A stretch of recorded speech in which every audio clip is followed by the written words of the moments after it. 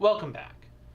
So today we're going to take just a little bit of time and we're going to develop some mathematical formalism to help us talk more precisely about vectors in spacetime.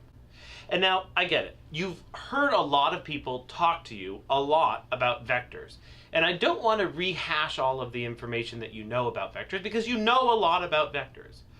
But I do want to briefly talk about some of the properties of vectors that I'm going to use in a little bit to develop vectors in space-time.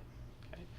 So when you think about a vector, what you're really thinking about is many pieces of information that are combined in one structure, right? So this vector A that I've written is really an x component, a y component, and a z component, right? So that vector carries with it information about not only magnitude but direction.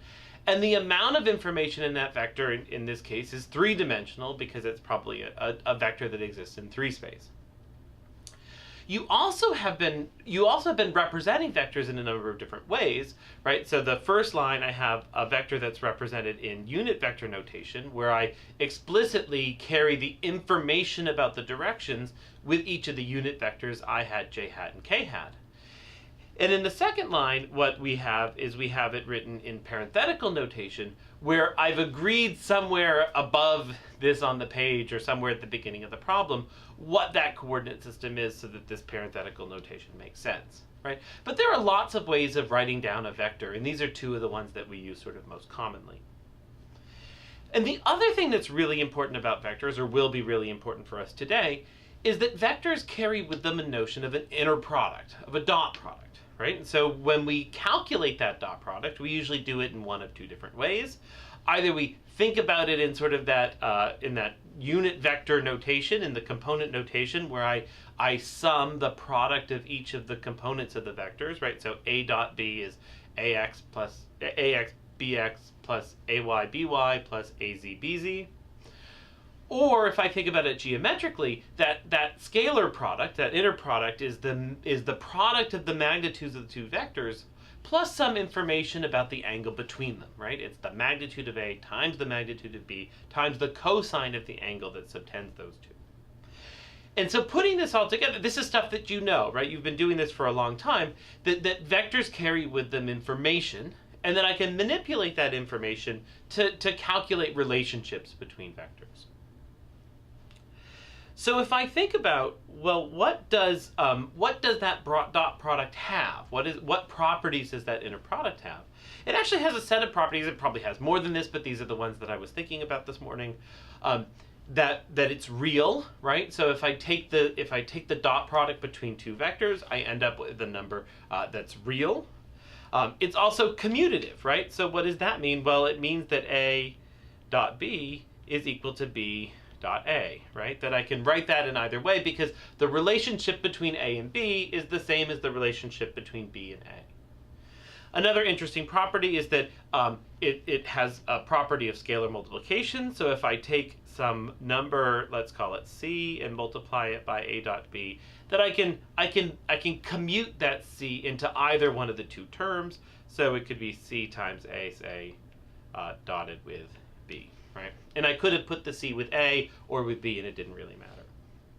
Okay, but then there are 2 really neat things that come out of the dot product, right? One is that the dot product helps us to define really some notion of length of the vector, right? If I give you an abstract idea of a vector and I ask you to calculate its length, the way that you would probably do it would be to use the dot product, whether or not you even use that language, right? Since you first thought about vectors, your first day of preschool, and you said, well, what's the length of this vector? You summed the component, you squared the components, summed them together, and took the square root. Of course, in dot product notation, what that means is that the length of A is carried in the norm of A, which is A dot A, right? That by summing the squares, by taking the dot product with itself, I'm doing the Pythagorean theorem and I'm coming up with this great notion of length. And inside of that is the notion of perpendicular, right? So the notion of length comes from taking the dot product of a vector with itself. A notion of being perpendicular comes with taking the dot product of 2 different vectors and finding out what that answer is. And if that answer is equal to 0, then that's a definition of two different vectors being perpendicular to each other, right? That if I go to the geometric picture, this ensures that the two vectors are pointing at 90 degrees from each other in the Euclidean sense. Okay? And so the dot product carries with it neat properties, but also real sort of ramifications, right? There's real consequence to doing the dot product, and in this case, we get the notion of length, and we get the notion of being perpendicular. Okay, so now let's take that and let's try to apply it to vectors in space-time. Now, what makes a vector in space-time different? Well, a vector in space-time has both spatial components and it has a time component, right? So a general vector in space-time has 4 components: the old-fashioned x component, y component, and z component, plus one more component that represents the direction of that vector in time. And so to make sure that we know when we're talking about space-time vectors, we use notation that's just slightly different. So rather than putting the symbols above the vectors, we tend to put the symbols below the vectors. And so if I have a vector A, a space-time vector A, a 4-vector A, then what I need is, I know that that vector carries with it 4 different pieces of information, so I'm going to put a little line under it. But I can write it in a very similar way. I can expand it in terms of the unit vectors. So this first line is the time component times the time direction plus all of the spatial components times each respective spatial direction, right? Now, instead of having I hat, j hat, and k hat, where the symbols are above the unit vector, I have 4 unit vectors. I have t, x, y, and z. And all of those have lines under them to remind us that they're actually unit vectors in this 4-dimensional space. And so if I write it out as a unit vector like that, then or if I write it out in unit vector notation, then I really keep track of, well, what component is in the t direction, what component is in the x direction, etc., etc.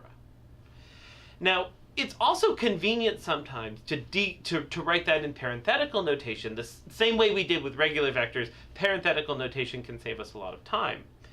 And so we want something that differentiates 4-vector notation from regular vector notation. And so what we're going to do there is write down that 4-vector in terms of a parentheses that has a colon in it. Okay?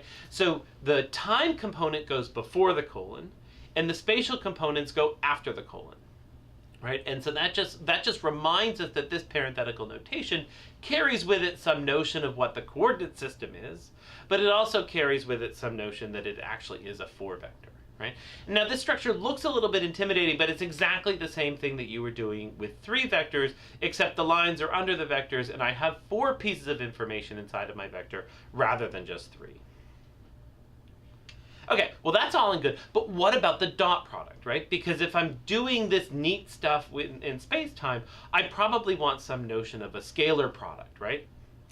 And I can extrapolate from what I know about regular vectors, and I can say, well, in regular vectors, what I did when I had 2 different vectors and took their dot product was I multiplied each of the components together.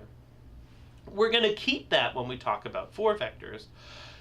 But there's one subtlety, and that is that we have to remember that even though space and time are just coordinates, space and time are different types of coordinates, right?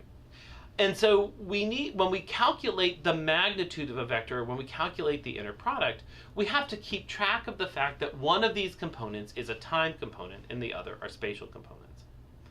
And so what we do when we take those components and try to compare them is we take the 2 time components, multiply them by each other, and then we subtract all of the spatial components where I take the spatial dot product in the same way, right? And so this expression is really shorthand, but it really means, AT BT minus AX BX minus AY BY minus AZ BZ, right? It's the time minus the space. And I don't want to translate this yet to this A times B times cosine theta, but I do want us to remember that there are properties associated with this dot product that are probably going to let us that are probably going to translate into 4 vectors. So let's go over these properties. Let's see if they still exist. Well, it turns out that the first couple are pretty easy to check. It's real, right? So in the sense that all of the components of my vectors are real. Now I have real things times real things minus real things times real things. I'm going to end up with a real number. But of course you notice, unlike the scalar product from my regular 3 vectors, 4 vector scalar products are not necessarily positive. Right? So they're real numbers, but they don't have to be greater than 0. It's also obvious from the definition that this thing is commutative, right? That if I take the 4 dot product of A with B, then I get something that's equal to the 4 dot product of B with A. And I should have mentioned earlier, I'm going to call it the 4 dot product, but I'm going to notate it with a star just so that we remind ourselves when we're doing it that we're talking about the dot product in 4 dimensions, so the 4 dot product. It's also pretty clear, and so I'm not going to go through it, that this thing has that same property of scalar multiplication. If I multiply this whole thing by C, I can pull that C into one of the 2 components. Okay, here's the fun thing. Is there a notion of length, right? Well, there seems to be. I mean, I can always calculate the 4 dot product of A. Oh, I already messed up. The 4 dot product of A with itself, right? This thing here it carries with it some notion of length. The subtlety being that this length can be positive or negative, right? And now, for a second, that makes us really uncomfortable to think of positive length and negative length. But then you remember, oh, that's what we've been talking about for the last week, is that in special relativity, I can have old-fashioned notions of length, the interval, that now have either sign. And one of those signs then corresponds to being time-like, and one of those signs corresponds to being space-like. So I shouldn't be scared now that my notion of length in 4 dimensions can carry either a positive sign or a negative sign, where that sign tells us whether or not my length is a time-like length or a space-like length. That idea of having a coordinate invariant length now will continue with us in the 4 vector notation, and it continues with us in a way that's awfully convenient when I try to figure out whether or not a vector is space-like or time-like. And lastly, we also have some notion of perpendicular, because I can take the star product, or I can take the 4 dot product of A with B, and if that 4 dot product is equal to 0, then I can still say that those 2 vectors are perpendicular to each other. Now, it might mean something because the geometry of space-time is a little wonkier than the geometry of 3-dimensional space. What it means is that the 2 time components multiplied by each other have the same magnitude as the spatial components multiplied by each other.